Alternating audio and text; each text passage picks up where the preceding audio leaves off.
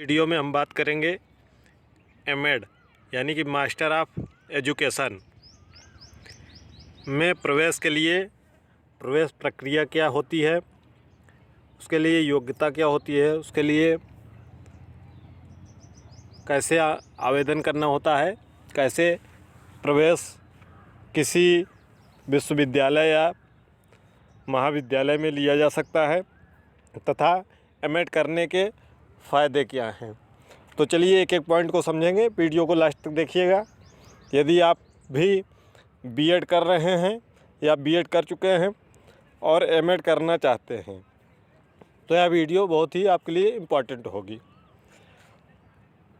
तो एमएड के लिए पहले तो आपको CUET पीजी का फॉर्म फिलअप करना होगा, या तो जिस विश्वविद्यालय से आप एमएड करना चाहते हैं वहाँ उसके लिए अलग से एंट्रेंस के लिए फॉर्म फिलअप होता है नया सत्र शुरू होने से पहले। तो यह आपको देखना पड़ेगा उस विश्वविद्यालय की वेबसाइट से कि वह CUET पीजी के थ्रू एमएड में प्रवेश लेंगे या स्वयं प्रवेश लेंगे। जैसे BHU है, बनारस हिंदू विश्वविद्यालय, वह CUET पीजी के थ्रू एडमिशन लेता है। इलाहाबाद विश्वविद्यालय है, वह अपना एंट्रेंस स्वयं कराता है। उसके लिए आप इलाहाबाद यूनिवर्सिटी की जब फॉर्म आए तो आप फॉर्म भर सकते हैं। यह बातें क्लियर हो गई होंगी। और भी कई विश्वविद्यालय महाविद्यालय हैं। इसके लिए आपको जिस विश्वविद्यालय से आप करना चाहते हैं वहाँ से आप जानकारी ले सकते हैं उनके वेबसाइट से। योग्यता क्या है बीएड करने के लिए, एमएड करने के लिए? आपका बीएड होना चाहिए, या तो BA बीएड होना चाहिए 4 वर्ष का, BSc बीएड 4 वर्ष का, या तो BCom बीएड होना चाहिए, या BLED होना चाहिए, या DLED होना चाहिए। ये बातें स्पष्ट हो गई होंगी। दूसरी बात, यदि आपने DLED किया है तो आपका ग्रेजुएशन में भी 50% अंक होना चाहिए और DLED में भी 50% अंक होना चाहिए। केवल और केवल DLED के लिए, यदि आप DLED किए हैं या BTC जिसका पूर्ववर्ती नाम है, यदि आपने किया है तो आपका ग्रेजुएशन में भी 50% अंक होना चाहिए और DLED में भी 50% अंक होना चाहिए। इसके अलावा बीएड या BA बीएड या BSc बीएड या BCom बीएड या BLED यह सब कोर्स किए हैं तो इसमें इन पाठ्यक्रमों में 50% अंक होना चाहिए। आपके ग्रेजुएशन के अंक से इसमें कोई मतलब नहीं है, या पीजी के अंक से कोई मतलब नहीं है। आपको 50% अंक होने चाहिए बीएड वगैरह में।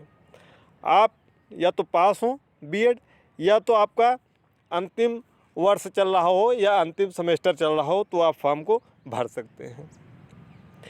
यदि आप SC ST कैटेगरी से हैं तो आपको छूट मिलती है 5%।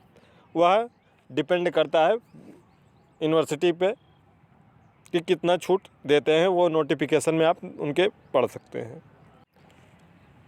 यह तो रही बात इनके ऑनलाइन आवेदन करने की। अब एमएड करने के फ़ायदे क्या हैं? यह 2 वर्ष का कोर्स है और 4 सेमेस्टर में कंप्लीट होता है। तो इसके फ़ायदे क्या हैं? एमएड करने का पहला फ़ायदा है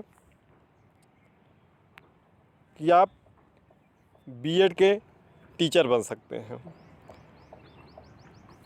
जब आपका एमएड हो जाएगा या एमएड के दौरान आप नेट क्वालिफाई करेंगे एजुकेशन में, तो आप किसी भी प्राइवेट कॉलेज में पढ़ा सकते हैं जहाँ लगभग 15 से 20 हज़ार के बीच में आपकी सैलरी होगी। यदि आप गवर्नमेंट बीएड के टीचर बनना चाहते हैं तो उसके लिए अलग से एग्ज़ाम जो कराया जाएगा उसको आपको पास करना रहेगा, क्वालिफाई करना रहेगा, उसके बाद आप बन सकते हैं। तो इसके लिए आपको लगभग सैलरी आपकी 1 लाख के करीब में रहती है। दूसरा, आप DLED के टीचर बन सकते हैं। इसके लिए भी आप केवल एमएड इसके लिए ज़रूरी है, नेट क्वालिफाई नहीं होंगे तो भी आप डीएलएड के टीचर बन सकते हैं। और डाइट के लेक्चरार बनने के लिए, टीचर बनने के लिए आपको परीक्षा पास करनी पड़ेगी। बाकी प्राइवेट कॉलेज में आप एमएड करके डीएलएड के टीचर बन सकते हैं, यानी कि बीटीसी के। उसके अलावा आप बीए स्नातक में शिक्षा शास्त्र के भी अध्यापक बन सकते हैं। इसके लिए आपको नेट क्वालिफाई करना पड़ेगा। आप इंटर कॉलेज के प्रधानाचार्य के लिए आप एलिजिबल हो जाएंगे। और टीजीटी पीजीटी की जो वैकेंसी आती है उसमें आपको वेटेज मिलेगा, लगभग 2 से 5 अंक का वेटेज मिलता है। यह सब फ़ायदे हैं एमएड करने के। और कोई भी डाउट होगा तो कमेंट बॉक्स में कमेंट करिएगा।